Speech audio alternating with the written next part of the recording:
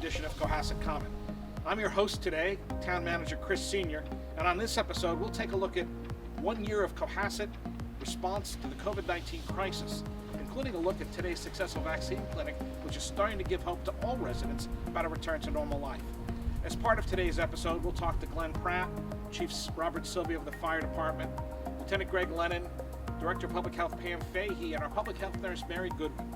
We'll also take a look at a special art project made by Cohasset middle school students with special correspondent Quinn Kelly and segment producer Jack Cunningham. Please stay with us. Enjoy the episode.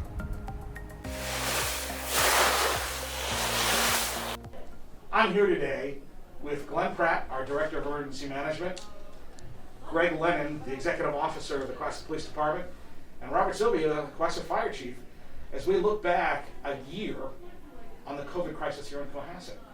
And it's hard to believe as we stand here with an active second shot clinic going on today, which is very exciting, to think that this all really hit us a year ago.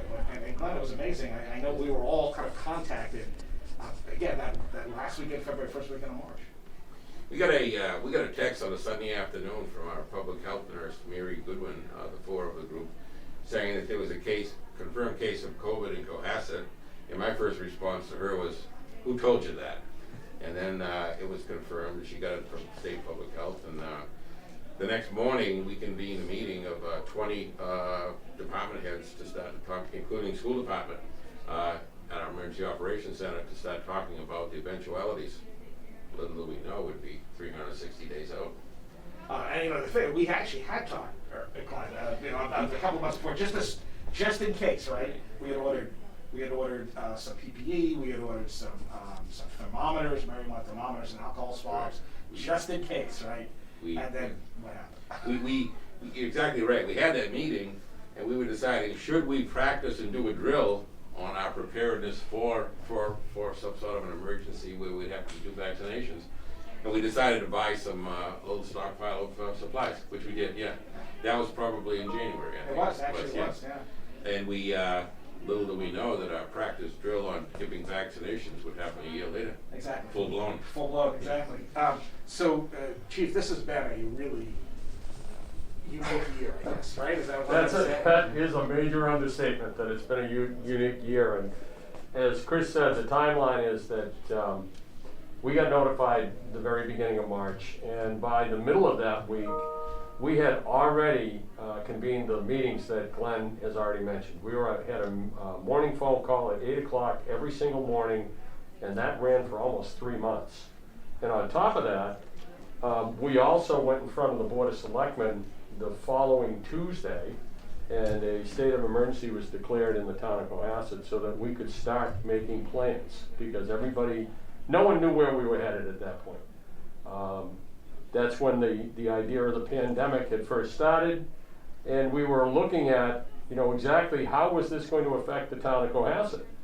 And within 3 weeks, so 2 weeks from that point, schools were shut down, and in essence, we were all in a lockdown. The events of March 14th, the weekend before St. Patrick's Day, basically were the catalyst to shut everything down. And that included schools, restaurants, bars, pubs, and so forth. So that's where it all gets started. And we collectively, and I give credit where credit is due, as Glenn mentioned, or Chris mentioned, there were 20 different individuals that were part of this core COVID group that were meeting every single day, so that we could be out in front of everything that was going on. And I use these clinics as the perfect example, that we get out in front of this with a pre-registration process that no one else was doing. So we knew what we needed to order for vaccine. We knew what we needed to ask the state to help us with. And those are the kind of things that came out of those meetings. So public health being Pam and Mary, they really were the front end of this. I ended up being appointed as the incident commander, which, as the incident commander, all you really do is make sure that all the meetings are set and make sure the agendas are done. And then everybody does their thing. And every single department involved has done incredible work. So hopefully we're headed toward the other end of this. we keep our fingers crossed. And Greg, these are things that, we've all, public safety trains for, right? The police train for, Right. and then it happens. Right. And it's like, okay, some of the plans work and some of them don't. Yeah, so we, once we realized this was going to be a pandemic, we started to plan for ways that within the police department we could continue to deliver the same level of services to the community while at the same time protecting our officers. Because we obviously go to people's homes and, things like that. So we wanted to make sure that, services didn't suffer, but, we were able to protect ourselves. And fortunately, the town's investment in PPE and everything was critical to us because we never once had an instance where we didn't have the equipment we needed. And quite frankly, I've heard many stories from other police departments where that was the case. And I think it's, it speaks to the planning and the capabilities of the people that are involved in the team to, having all of this equipment when we needed it. And still to this day, we're continuing with many of the protocols that we started back, a year ago. And it's really been flawless, our interaction with all the other town departments. We've supported, other town departments to the extent that they needed it from the police department, and we're very proud to have been part of the town's response to this pandemic. And one of the things you're talking about, Greg, policy-wise, is that historically the police were usually first on scene because you're usually in motion. It takes a little, and you always go into the house first, Right. even on a medical call. Right. And in this case, one of the things that stopped right there is like the police don't go in first, Right. because you just don't know what you're going into. And again, it was a change. If there was an emergency, something you have to jump in. Right. But if it was a more routine ambulance call, you waited, simply because you had to keep people protected. And that was something that actually we were one of the first departments, I think. Chief Quigley had worked on this with Chief Zilli, and then it got adopted in numerous other places. Right, that's correct. Yeah, the protocols that we developed under Chief Quigley were, we started getting phone calls from other communities asking for copies of our protocols. So yes, you're right. We, normally we are the first ones there because we're already out on the street. We started to dial that back. Unless there was a life-threatening emergency, then we were going in. But for routine medical needs, we weren't. And that protocol ended up being, like you pointed out, sought by many of the communities. It's one of those things where you plan so you can react a bit like with muscle memory almost. Right. At the same time, you have to be able to improvise because circumstances sometimes change. Now we're talking about supplies. Greg brought that up in some of Chief Sylvia. You become like the quartermaster, right? Of PPE and boy, the town had to really stock things that we don't normally stock in quantity. Yeah, we had a very difficult time, like most communities in the beginning, finding personal protective equipment. We were low on the priority list of getting help from the state Mass Emergency Management Agency because we're such a small population. But just working and keeping at it, we slowly built up, and now we have a sufficient supply for our burn rate. We have a good system to keep track of who's got what and where it's going. But in order to do that, it was almost a full-time job working with procurement, hunting down every lead, and we're good now. And we've learned a lot of things. We've found things that work better than others, and now we're ready to go. But much of the stuff, it doesn't have a life expectancy, so it'll be on our shelf at our Emergency Operations Center for the future. Some of the items we cracked open at the beginning of the pandemic, I noticed the packing slips were dated in 2006. So we've had them in stock. So there they are. So there we are, and we got more we got. And now the state is a tremendous partner in helping us resupply. So it's working out very well. And some key equipment that you don't think twice about, right? Soap dispensers, paper towel dispensers, they all went touchless. We had to convert all of those over. Correct. Touched over, change them all over, and keep some consistency amongst all town buildings so that we can keep resupply. And the schools have had a tremendous demand for those kinds of things. But we've kept up with it. And, we're ready for the next thing. One thing I have to say is that I don't hear this from my counterparts in other emergency management agencies. Emergency management, one of the roles is to coordinate these other towns, these other emergency managers, they don't have the cooperation of the departments within the town. There are all these islands that don't mesh together. Not here. It's unbelievable the team that works. And it's every department you can think of in town has had a piece in this somehow. Whether they're sharing assets or sharing personnel or, it's been tremendous. And again, to echo that point, Glenn, is that there was such a need to bring our employees on, Chief. One of the things that you were involved in very early on was education, right? Because just like the public at large, our staff who needed to be here, right? We needed to make sure that seniors got fed, we needed to make sure that the police were there and the fire department was there and the roads were getting cleared. But staff needed to know what was safe and what wasn't, and there was a real education campaign, a real partnership very early on that you took a big lead on. Yeah, we immediately picked up on the CDC, the WHO, the CDC, and the Mass Department of Public Health, and all the guidance that was coming out. And one of the reasons we had to have those meetings almost daily was things changed almost daily. You just didn't know what you were going to do. On the 8 o'clock call, the first thing we would go through is what had changed since the day before. So the education piece was just along that we started the Coronavirus 101. And I went out to every one of the departments and met with the employees. And at first, as an example, it was stay 6 feet apart, wash your hands, and it's droplet, don't worry about it, you don't need a mask. Well, we know how that changed. So as things changed, we got the employees more and more involved. And through HR, Miriam Johnson and HR, we made sure that everybody got the most up-to-date information. As it changed, because we needed to do that. And it wasn't just our employees, but then it became other groups in town that we were starting to deal with. Youth sports is a perfect example. We had to work with them hand in hand to make sure that everybody was educated about what the requirements were. So it really did. We made a decision very early amongst the working group that it would be education over enforcement. Because enforcement, they told us we were going to be able to write $50 tickets. That was ludicrous. So instead, it was educate. And I think we've done a great job with that.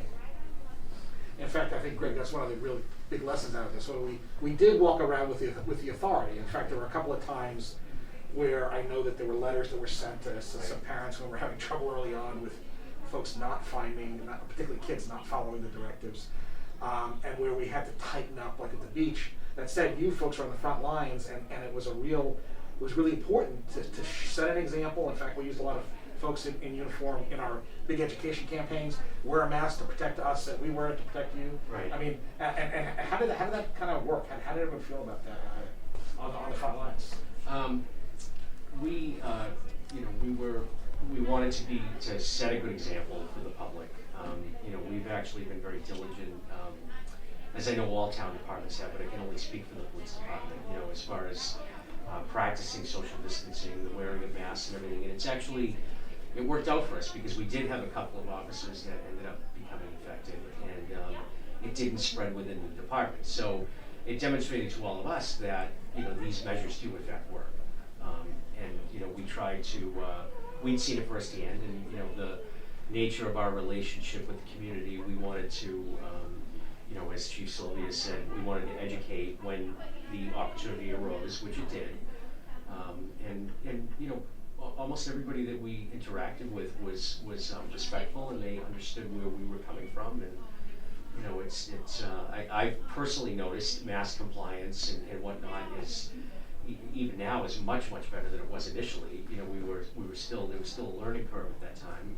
Initially when the mask recommendation came out, and I think we see the results just walking around town of our education campaign. It's apparent, just driving through town. And Glenn, one of the things that you were also very closely involved in as we talked through this as a team was like, can we get a sign made? And boy, there were just signs, and some of them were really kind of memorable. So we were a lot of signs, and they were all designed with the purpose of being informational rather than directional, saying don't do. And we have them around, and some of them I think will survive the pandemic and just be part of our normal posting. So we have a lot of that. The other thing we should mention too is that the nonprofits in town that run these big events that are part of the community, which couldn't do. They were tremendous. They voluntarily stepped back, said, what shouldn't we do? How can we participate? The folks at Sandy Beach stepped up and controlled the number of people on the beach because more people went to the beach because there's nothing else to do. So every way you looked, there was cooperation. But like the chief said, it was all educational. Let's be in this together rather than somebody going out writing tickets. I think that's probably the biggest lesson from this, right? Is that it was one community, right? I mean, and you said, and whether it was staff or the the groups of us collaborating and working with citizens, we actually made the most of this being a small collaborative town. It really did. Along that line, it was when we talked about that education piece. The biggest part of the education piece was to explain that we, the town of Cohasset, were not making up the rules as we went along. All we were doing was enforcing what the Mass Department of Public Health and the Commonwealth and the governor was giving us for information. So when an executive order came down, we made the necessary changes and did the necessary education because it was us following the rules. We never overstepped that. We weren't making it up as we went along. We just enforced the CDC guidelines and the Mass Department of Health guidelines and the governor's executive orders. So it was really a very, I won't say simple, but it was a process that we understood very early. And I think we as a community, the town of Cohasset, needs to be applauded because, as has already been mentioned, other folks have looked to us on how did you handle that? What did you do? Because we were, being the first community outside of Boston to have a recognized case, we got involved very quickly, and the folks that were involved in that working group took this to heart very quickly, and we really pushed hard. So again, I applaud everybody. Glenn mentioned about him being the quartermaster. Well, without Michelle Leary in procurement, this became a full-time job for her just to see if she could find the things that we needed. And it wasn't just masks and things like that, but it was air purifiers for the schools. It was the other things that we've already mentioned. It was a task list that we had never thought about we'd have to purchase any of these things. So not only did she have to find them, she had to find a way to get them so that we could get them in place. And it's been that collaborative effort across all town departments has been incredible. It really has. You don't want a pandemic to be a team building exercise, but it has been, and it's been a phenomenal one. And it's something that, moving forward, it's one of the pluses that we're going to get from this. Right, and we've come across some things that'll always be part of the fabric of the community now. Like, for example, putting picnic benches on the lower side of the common. The people wanted to use it. It's a good thing we never thought about, but it was out of necessity. The other thing we should mention too, the other tremendous partner in town has been the South Shore Music Circus. We have used their place for 5 or 6 events. We have trailer trucks stored there even today as we speak. So everybody has come together as a community. And just piggybacking on what Glenn was talking about improvisation and using facilities, the police department. So piggybacking on what Glenn was just saying, Greg, your department, I think more than others, really had to change how you did business because the courts almost shut down for all intents and purposes, right? And you were still running tickets, there were still people speeding, and unfortunately there were still people committing crimes. Right. And you had to arrest them, and then you had to change how we did things, right? There's a whole trailer that had to be bought. Right. It basically became like a mobile version of the courthouse. Right. Yeah, a lot of the, you're right, the court system did essentially shut down, which is unprecedented in history. And we began to have to conduct, various court hearings and whatnot remotely, through Zoom. But of course, our police station is dated. We didn't have the space for it, so we did procure this trailer that became our Zoom trailer, which is what we refer to it as, and we've had to use that to conduct various hearings, that were required. We were able to improvise and adapt, but it was great that the town provided us with the resources that we needed. You know what I mean? Like, all we had to do was ask. It wasn't any type of hoops to jump through or whatever. I mean, it's from our perspective, the police department, the town has provided us with everything we needed to function during this pandemic, and I think it's the whole town response to this has really been a model response. I I think we'd all agree it's not something we want to ever do again, right? Well, once in a generation, once in a century is probably enough. Any particular, I mean, you've highlighted a couple of things, then. Anything you want to just add on? We could talk about this, by the way, for hours. For hours. And we could bring in dozens of other folks who are involved in some aspect. I mean, if I had Rob Menard, our CIO here, he would talk about how we literally had to go from analog to digital almost overnight, from the schools to the police to just public service that we provide. And we did. I mean, fortunately, we kind of made some great investments. And again, when we built the fiber loop, who would have thought we would have had to support universal at-home education, right? There was no, but that's one of the things in this building too, right? There was no plan to have a vaccine clinic here. This was a community hub, and it became a critical resource. So this building has been in really a home base for so many critical things that have gone on during this. And without specific planning for it, but knowing how critical to have a building like this was, right? So it's those long-term investments that really pay off when you need them. Well, one of the early things, speaking of IT, one of the early things that happened was IT said, gee, we're going to have to get a way to meet virtually. There's this thing called Zoom. Why don't I order an account under emergency management? We might use it. And now it's become kind of government. Exactly. So. No, the two things that I would just mention as I kind of wrap up my thought process on this. The employees of the town of Cohasset really have to be applauded. They have had to make changes on the fly constantly, whether it was work from home, partly in the office, partly at home, whatever the case may be. But town government had to keep going on, and these employees have done everything that needed to be done to get the job done. And it's right down to, as I look out at the vaccination clinic that's going on, when we built the vaccination clinic, we knew that we were going to need to staff a lot of positions. And a core group of town employees stepped up to that and said, we'll do this, and they've been here every day.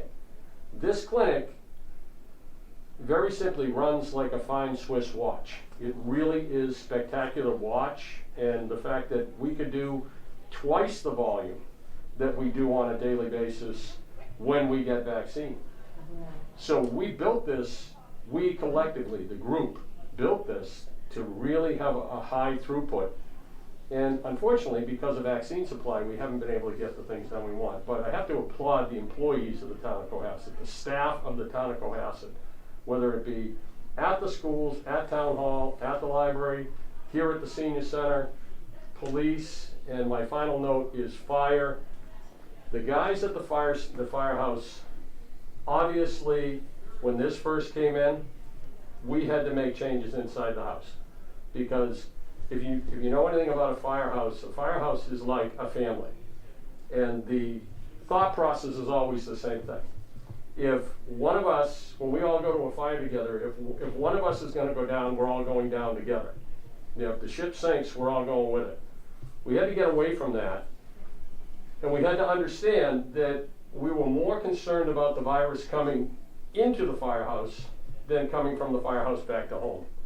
And it really was one of those things that the guys embraced this. They took care of the mask requirements inside the building.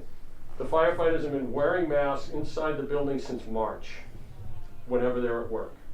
When they go out on calls, it's masks. They had to change protocols because South Shore Hospital decided that we needed to do certain things. They had to take the idea of decontamination to a level that we've never seen before. So again, it was just as Lieutenant Lennon has mentioned about the police department, all of these guys had to be educated about what the beast looked like, and then they had to work from that period. And they know the nature of it, they know exactly what they need to do, and knock on wood, we haven't brought the virus home from the firehouse.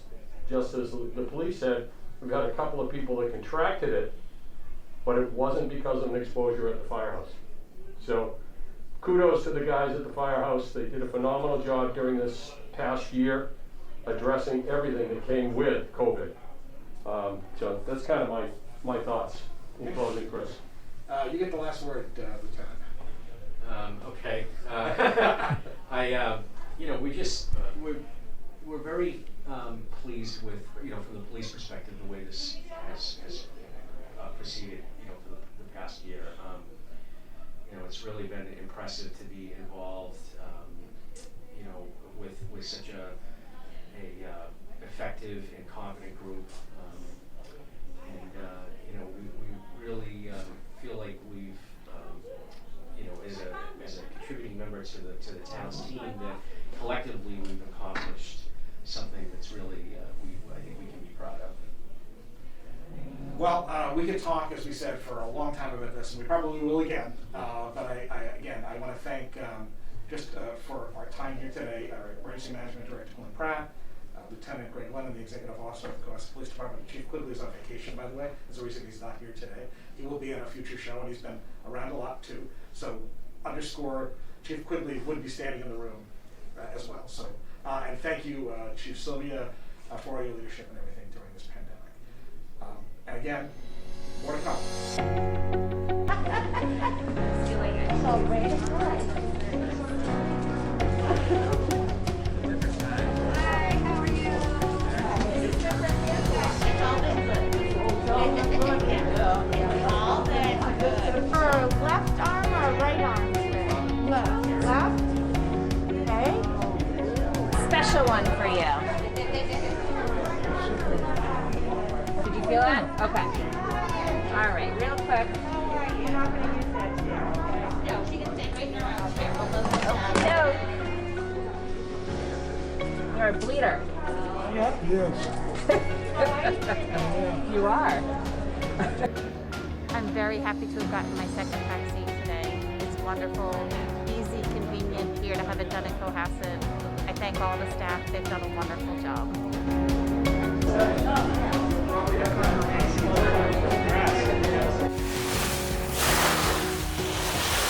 This is such an organized, it really is such an organized system. It should be happening in every town. It's so much easier than the larger organizations. You come in, you check in, get your shot, 15 minutes waiting, and you're out in 25. It's amazing. It really Right. is. And how long have you been here? Like, How many how many times? days have you? I've done 2 sessions right now, and I think they've had a few more than that. As part of our continuing look back at 1 year of COVID here in Cohasset, I'm joined by our Town Health Director, Pam Fahey, and Public Health Nurse Mary Goodwin. Thanks for joining us. And we're sitting here in the main room of the Wilka Commons Senior Center, where we just completed a vaccine clinic. So Mary, this is what we were all waiting for, right? This is what we're waiting for. And we'll talk about what happened a year ago. But so tell me a little bit about today. How do you feel about it after a day like this? Oh, today was great. We vaccinated 86 people, second doses. So it's good. It's all our 75 and older. So yeah, it went really well. It goes very smoothly. We can easily accommodate more people than that. We've learned that. Now this is our 4th clinic. So yeah, we're happy with it. If we could get the vaccine, we could really go at it. So Pam, we're here now a year later, right? Yeah. So think back to March 1st or so of 2010. I'm sorry, that's 20 years ago. Yeah, 2020. 2020. See, I'm looking back too far. So a year ago, tell me what happened. Sure. What do you think? So I still remember it because March 2nd was my dad's birthday, and I was sitting in my parents' living room, and Mary texted me and said, "We have the first close contact," and she was really she would end up being the second case in the whole state. There was one in Boston from someone that returned from China, and then we had case number 2. So we went to work Monday, and we had the press come in, and unfortunately you were actually taking a rare day off. And I remember I had Byron Barnett in my office. There was a woman from Fox 25 News who was running around town hall. We were all just looking at each other, what are we going to do? This is crazy.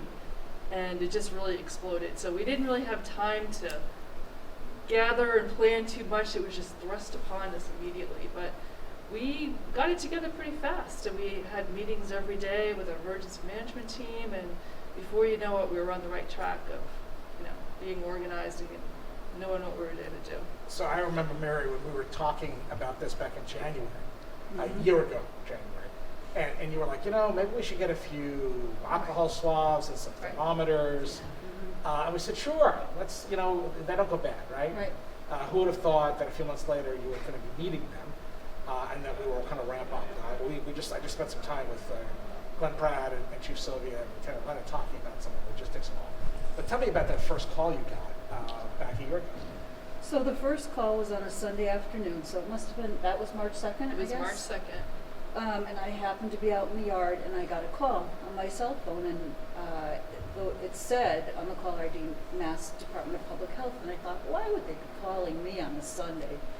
So I took the call, and it was one of the epidemiologists, and she said, so I just wanted to let you know you have a close contact of a COVID case. And I said, what does that mean? So she said, well, we've already talked to the person, and at that point, the state was going to come out and do the testing and then send it to the CDC. That was how it was working in the beginning, right? So the state would do the test. If it was positive, they would send it to CDC for confirmation. So I got off the phone and I thought, oh my God, what does this mean? And from there it just took off. I think I texted Pam and I texted Chief Sylvia, and the rest is history. Here we are. Because I actually remember you reaching out to me, as a matter of fact. I'm like, why is Barry Goodwin calling me on a Sunday, right? And as you said, I was on a weird trip. I was actually with friends in St. Louis. And I remember going out and just, the whole world was just like, what's going on? We have to worry about this. And things were happening in Washington State. And we all went out and didn't think anything of it. And it was probably the last breakfast buffet I'll ever eat at this point, right? At the hotel we were in. We went to a football game. And as I'm coming back, after having talked to you on the phone, there's a woman across from me wearing a mask. And I never saw that, right? People didn't do that stuff. And I'm like, what's up? And then you had told me what was going on, and I jumped in that first day. I came back Tuesday, and I did 3 interviews in a row, and I had no more knowledge than any of us. Yeah. But I do know that the 3 of us got on the call with the state epidemiologist, right? We were like the first people on the phone saying, what do we tell our residents? What do we do? Right. And I remember that Tuesday, I guess, was a primary, and these people wanted to vote.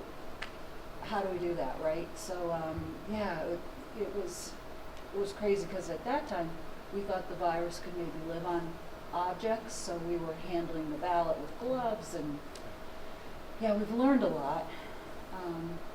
So one of the things that you clearly train for and prepare is something like this, right? You track outbreaks of various things, whether it's mumps or flu or other things, as part of the state's normal tracking. And Pam, part of the whole Department of Health is just looking at health issues and planning for things like this, right? We had actually planned a drill to do to drill a clinic like this for March a year ago. That's right. We had the DPH coming down to They do were a coming drill. down, and of course that never happened because a year later we're actually doing the actual thing. And I got to say, the planning really matters. At the same time, there's a whole lot of ability just to react on the fly, isn't there? Right? You just have to be prepared and roll. Yeah, and a lot of this is, I've been doing flu clinics for 13 years, so we've drilled this, right? We even did drive-throughs in the fall because we thought that possibly we'd do drive-through COVID vaccinating, but we're in good shape to do this. This is what we do. So what are some of the most memorable moments of this last year that kind of jump out at Pam? I'll start, sure. For me, it was food and the whole supermarket experience. Everybody panicked, and everybody did just crazy shopping, like in the supermarket and stuff. And every store ran out of toilet paper and paper towels. One morning, I went to Shaw's before work, and the line wrapped around the whole store into the back of the store. And I remember when I finally made it to the front, 45 minutes later, the woman in front of me had $600 worth of food, like her cart was overflowing. And it was just crazy panic time. And I remember telling you, like in a meeting, I was so worried about the grocery store workers, because now a year later, it's hard to even imagine, but people weren't wearing masks back then because there were no masks to be found. The hospital workers had to have what little supply there was. So it's hard to imagine, but for almost 2 months, those poor grocery store workers were face to face with people, with giant lines. And I remember thinking, if they go down, what's going to happen to all of us? And it was just a matter of time, and luckily, at least the stores figured out how to use the plexiglass. And Governor Baker put a mask order in, I think it was May 1st. So you think about it, that's almost 2 months. So we had people luckily making masks for people, but for 2 months, I was really nervous about those poor grocery store people. But thank goodness they made it through. We all made it through, and people finally started to relax. And like Mary was saying, everybody thought like touching things was going to spread it. So people were, trying to disinfect their food from the grocery store. I mean, it was a really scary time. It's almost starting to fade away now, but it was very tense and scary. I mean, that was one of the, I guess, it's just getting the best information we could to the public, right? Mm-hmm. And you don't want to spread panic. You want to contain it. Right. You also want to be honest with people, so Right. people understand. This is serious. And again, we had a lot of those conversations. I remember we talked about keeping public spaces open, and the beach was one of them. Like the beach was a release valve. How many people historically go to the beach in March or April? Nobody, right? Right. But it became a lifeline for people to Right. go walk the dog or just get some fresh air. And people were starting to abuse that. I mean, remember we had some of the conversations, people were Right. having parties. It's like, this is not an excuse to pretend like this isn't happening, right? Mm-hmm. And that was probably the hardest thing to get through, I think, was to tell people, this is serious. We don't want you to panic, but you got to take it seriously. So, what were you finding, Mary? as you talked to It people? was just in the beginning when the schools were still open. The calls from the superintendent and the principals, and just calls from everywhere, really. The assisted livings, just every department had questions. People were fearful. They were scared. And honestly, it was like, I'm not sure where this is going. So yeah, we had to be honest with people. We had to educate them to the best we could, because there was some information we just didn't have. So yeah, it was intense, I have to say. My job was a pretty sleepy little job, working for the town, and all of a sudden it was like thrown into this firestorm of like, there's Randy. Well, Can one we of the pause for a worst minute? things I remember too is that Hold on one second. All right, we'll just Pam and I will talk. well, the worst part about my job for a while there was okay. the governor declared that we had to shut down close personal contact businesses. So basically, local health was the conduit from the state. So the governor would create an order, and that would go to DPH. DPH would funnel it to us, and then we'd have to put it out to the public. So the lawyers who work for DPH put together a template basically saying, this is what you need to submit to all these businesses. It was a template on, such and such business, you're hereby closed until further notice, and signed, Cohasset Public Health. And so that was nail salons, hair salons, the barber shop, fitness centers, gyms. One Friday afternoon, I had to give all these letters to the Cohasset Police Department, and I had to hand deliver them to people. And we didn't know when they were ever going to open up again. Was it going to be a week? Was it going to be a month? 2 months? It was such a sad, sad time. It was all of a sudden the streets were empty. Nobody was going to work. People were unemployed suddenly, and it was open-ended. And we just had to wait. Mary and I were on calls, and we still to this day are on calls 2 times a week from the Department of Public Health. And they tell us what to do, and they give us guidance. And so, like Mary was saying with the calls from the schools, I was getting calls from businesses. When am I going to open? What can I do? And all these poor people who suddenly had no money coming in had to spend a lot of money. And they had to buy hand sanitizer and masks and plexiglass, and all these things are really, really hard to get. And they had to order them, and they're on back order, and they don't have money coming in. They're laying off their employees. It was a terrible, terrible time. The springtime, I would say April, May, probably. Yeah, it was intense. And this is Yeah. in addition to cases. So, cases identified, Right. you need to contact them, you need to do contact tracing. Well, one case can be 20, 30, 40 minutes. Yeah, and then you're working with the business where they work. It just, it was things that, there was a lot to it that, it was just a really challenging time. Now, one of the things that I was talking about with the other group was the fact that we were on calls ourselves, right? Mm-hmm. So we got on the phone collectively every day for months, and we Right. kind of start to lean that down.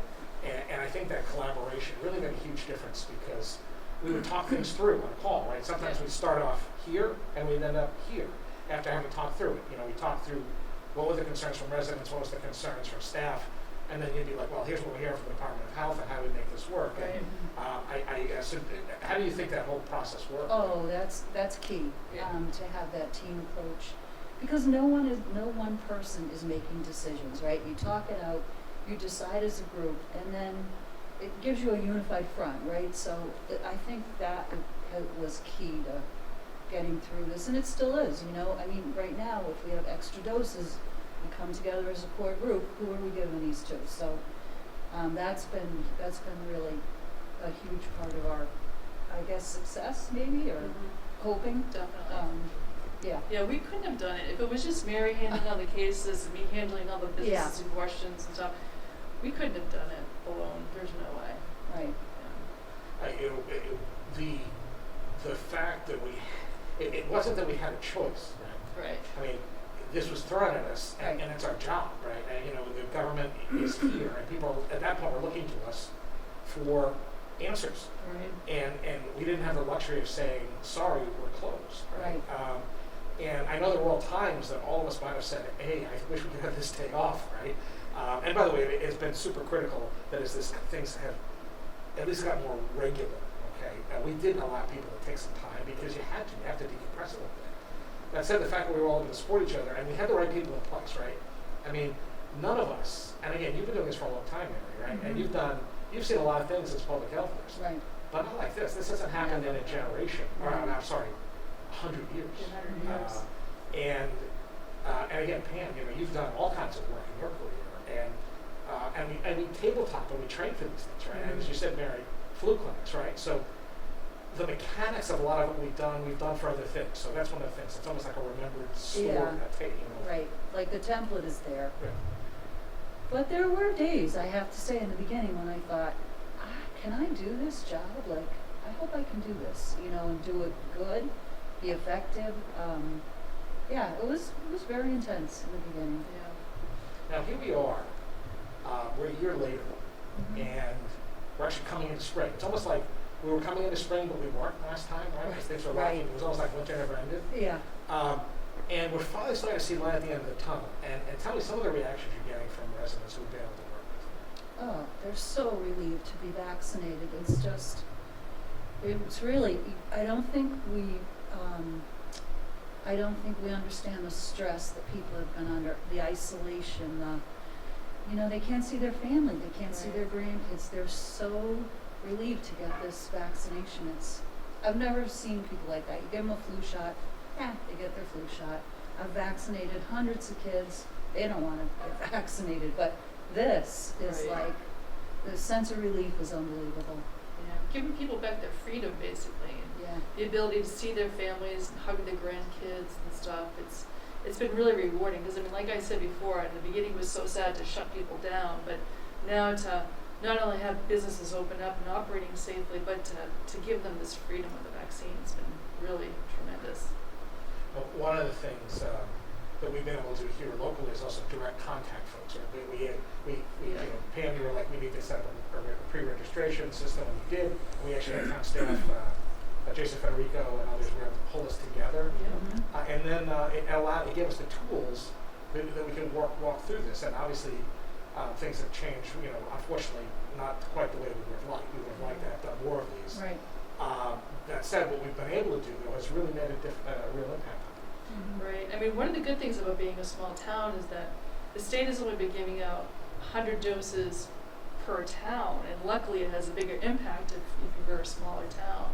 So you can feel the impact that you've made for Oh, people. You know, definitely. as you go through Yeah. a list of vulnerable people, and people know who each other are. You know, Yeah. they know on Yeah. the list like who we should be watching out for. You had said to me, make sure you get Martha on this list, and you know, so. Well, She was. Yeah. Saw her today, right? Yeah. You know, and that's one of the nice things about a small town too, right? We know who the most vulnerable are, and they know where we are too. Yeah. So, and they can contact us. And I think the one bright light in the fact of this local vaccine cloud, is that I think we've been able to get all of our most vulnerable right at this point, right? Feels We've like gotten a good chunk of them, that's for sure. Yeah. Yeah, the EMTs have gone to people's homes and made personal visits and stuff. Yeah. I've gotten great feedback about how wonderful they are, and it's really good. Mm-hmm. So I just, we have to, again, this has been fabulous. And by the way, the work that the two of you have done has been outstanding. So thank you again. It's been a real pleasure. Not something I think any of us want to do again, right? Yeah. It's been most certainly memorable. That's I think it's been really successful because of the work, the professionalism and the calm. And the nice thing, Mary, is we can all solve those things privately. Am I ready for this? But you were, and you were, Pam, and everyone was. And I think that sense of confidence makes a difference, right? Right. Um, But when you get up in the morning some days and you say, holy mackerel, this is a big deal, like, are we ready for this? But you get through the day somehow, and you're right. I mean, we are trained for this. This is what we do, but never to this extent. Yeah. and hopefully never again. I Right. know, hopefully never again. Yeah. So I know we can talk about this. Some of the stories we can talk about for Oh hours. yeah. Anything that kind of jumps out that you want? Any story you want to share, or kind of like cap here as we wrap this segment up? Well, I think for me, I've actually gotten to know a lot of business people that I never would have normally known, which has been really good. And so I feel like I had been on the job for 2 years at that point, and now I'm coming up to my 3rd anniversary. So I would say in the last year, I've met 10 times as many people as I did the first 2 years. And it's all good now. And now I feel like I'm on a really friendly basis with a lot of people. So that's actually been advantageous. Silver lining. Yeah, exactly. And I think the other thing, I think it's demonstrated how important public health is. I mean, it's really important to have a strong vital health department. I know some towns don't even have a public health nurse, and so just to put my plug in for public health, I think it's a really important department and I think we've demonstrated that over the past year or so. And I can tell you, when I came here from New York, I was surprised to have this at the local level. Because where I came from was not at the county level. And quite frankly, I can't imagine how they're making it work on that scale, because I know that they weren't equipped for this. Right. And I agree, Mary and Pam, for certain. Having the right staff, having the right resources makes all the difference. We can't do it all. We can't be a mass vaccination site in any scenario. No. But we can make a difference, and a significant difference, across a whole wide spectrum of things. And I guess the silver lining of this is that everyone's been a little bit battle tested. We've come through it, and I think there's better technology, the planning. We know it works. You've been able to refine the clinics. You can even do drive-in clinics now if you need to, drive-through, because we've Right. who would have thought we would have had to do that, right? Right. Drive-in town meeting, drive-in Yeah. flu clinics, right? That said, there's been a lot of new skills learned, and I think that will help us be, as you said, knowing more folks, and having been there for people, been there for the business owners, been there for the residents. It's opened up even better communication so we can help each other through these kind of scenarios. Another piece that I always felt important was, to have an office in town hall. And I know people say, why do you need an office in town hall? And I think all those years, it put a face on your public health nurse, right? So people have a comfort level with that. Then that's the nurse in town hall, right? So I think, it's a lot of those things that were in place that helped us to get through this. So. Well, again, we could probably talk for hours about this. And again, fortunately, today, wrapping up another successful second shot. So, Yeah. Pam Fahey, Director of Public Health, and Mary Goodwin, the Public Health Nurse for the Town of Cohasset. Thank you both. Thank you. Thank you. See, we all know you. I saw the peach stickers. I know. Lucky me. And the dog licenses. Yes. Sorry. No, it's not. It's not rapid. There you go. It's done. Done. Then give you a Band-Aid. Okay. And you're on your way. Thank you very much.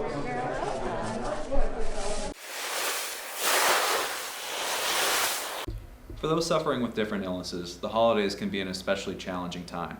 This year in particular, with the COVID-19 pandemic, things had taken their toll come December.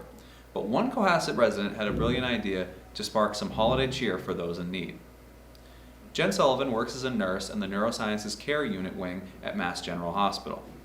Sullivan deals with many patients who are in long-term and who had to spend the holidays away from their families this year. Looking to brighten their spirits, Sullivan reached out to the Cohasset school community for a little bit of help. Sullivan, the mother of two, a daughter in 7th grade at the middle school and a son in 4th grade at Deer Hill School, connected with Principal John Mills, who quickly enlisted the help of his art department.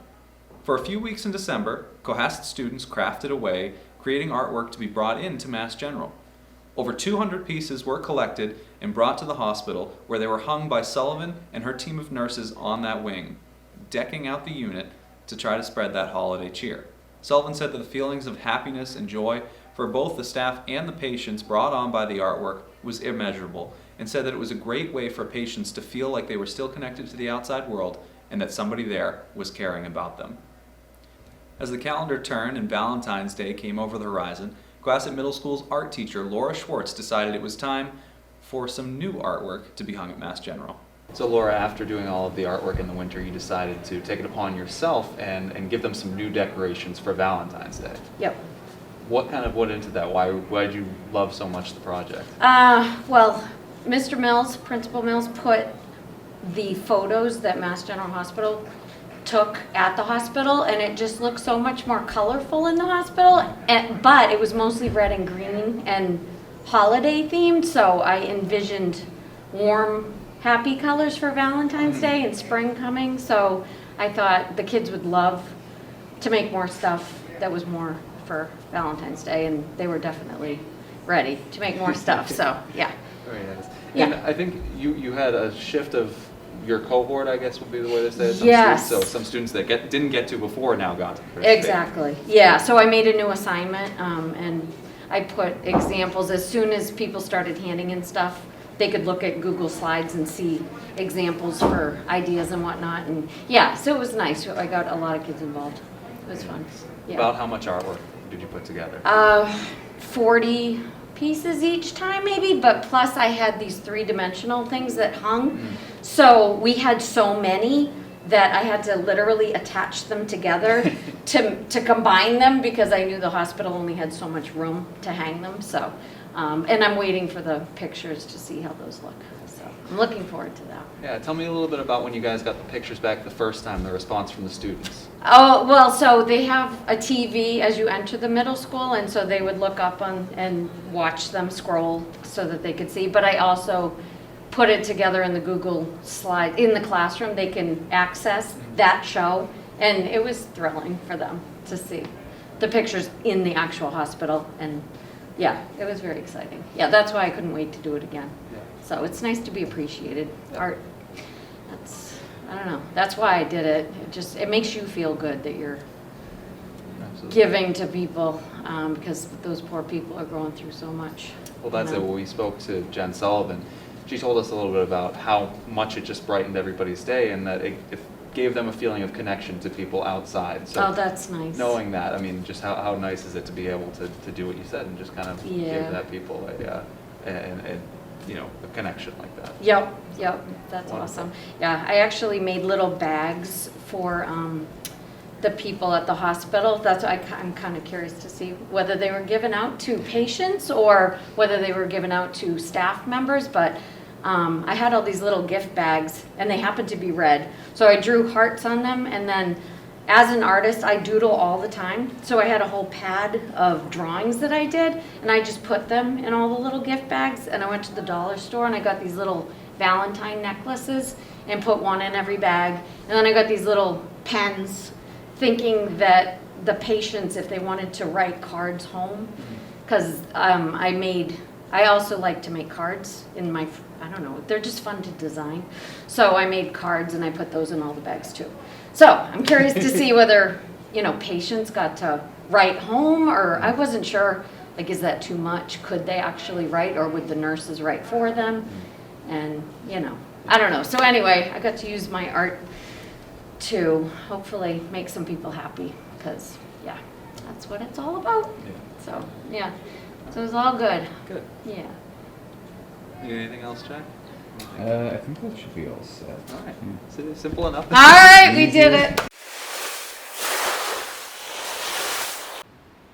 Thank you for joining us on this week's edition, and thanks to all the town's staff and residents who've collectively helped manage Cohasset through the worst public health crisis in 100 years.